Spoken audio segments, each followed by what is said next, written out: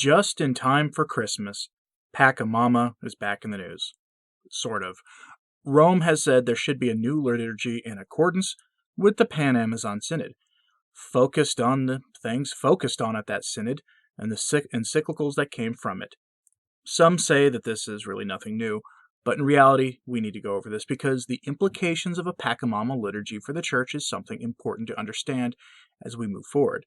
This comes on top of the changes to the Gloria and the Pater Noster for the Diocese of Rome and the surrounding dioceses, which all point to an almost new form of the liturgy being promulgated, a Novus Ordo, promulgated in bits and pieces.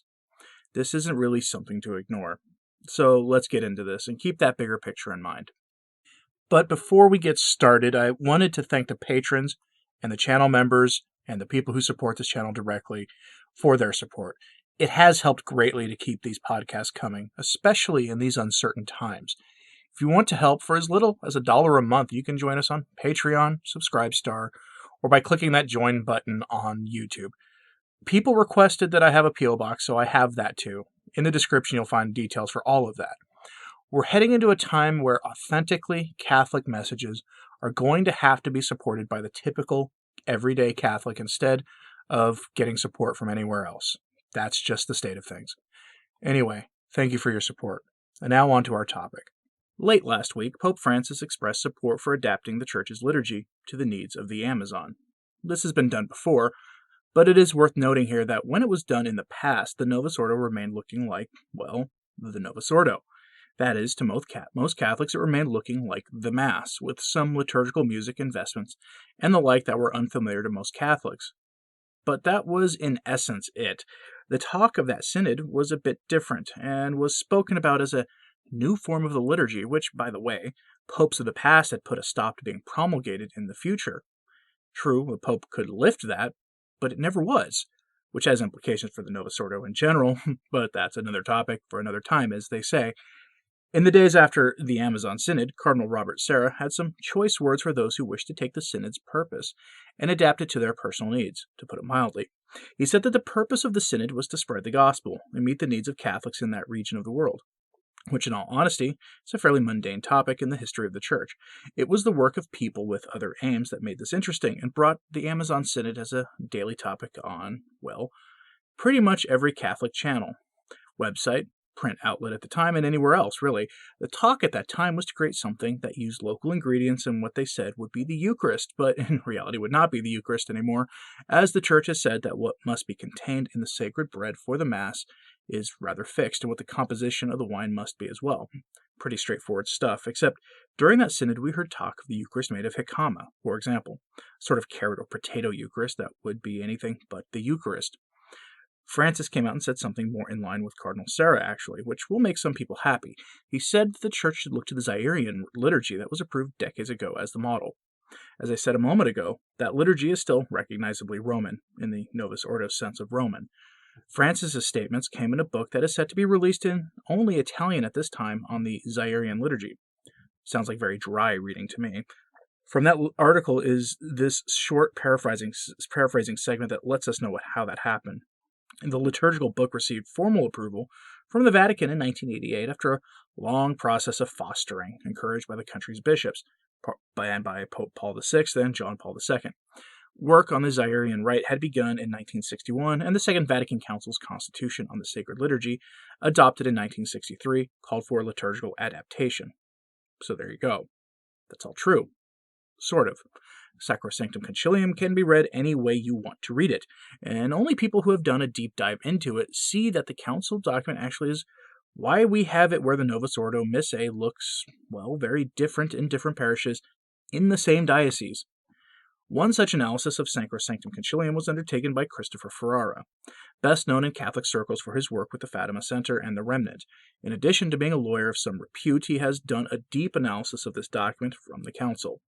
That document, by his analysis, was designed to give the priest and especially the bishop to do, well, almost anything they want with the Mass in their diocese, save for omitting certain things like consecration of the host, Holy Communion, the readings, among other basics.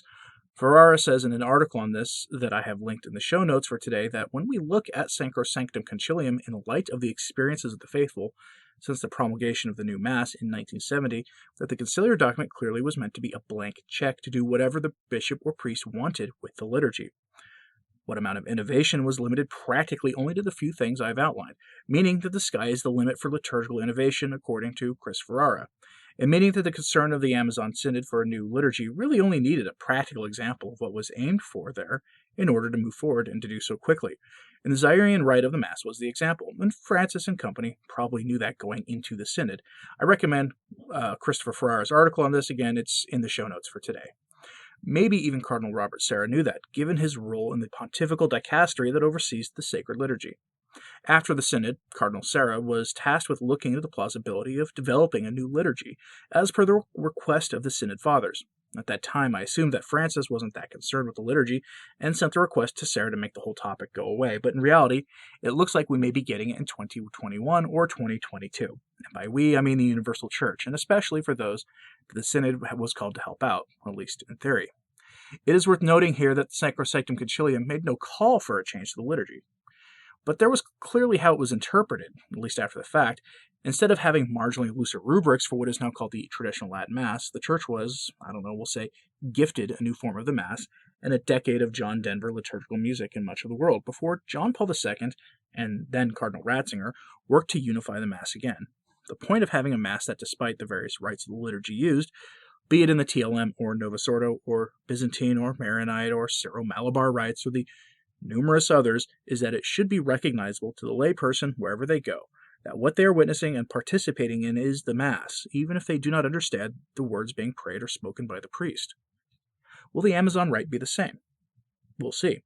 If Cardinal Sarah remains a key figure in its development, then it'll probably be similar to the Zairian rite. Other than that, only time will tell. Personally, I am not generally a fan of liturgical innovation. That shouldn't surprise anyone, given that I make it no secret that my family and I only attend the traditional Latin Mass, and has for some time. No surprises await you at the traditional Roman liturgy, nor does it at any of the traditional rites of the Byzantines, or the other groups that I've mentioned already. I know a lot of you don't share my liturgical feelings, so maybe you'll be more open to this than I am. I have seen some people online saying that this new liturgy was a sort of a non-story. Maybe that's true. I'm taking a wait-and-see approach, though. Is this a new Pachamama rite? It could be. Let me know your thoughts on this in the comments, please. I said back in late 2019 that the Amazon Synod wasn't going to go away, that we would be talking about it until the next Synod comes, which, by the way, should be in 2021 at some point. These things are always inspiring and joy-filled, so please, in light of that knowledge, pray for the Church. I'll be covering it then, assuming I'm still breathing, and that coverage is made possible by the support of the listener, so thank you very much. Thank you for listening, and please share this video if you can. Some weird things are going on right now. I'm Anthony Stine. Ave Maria.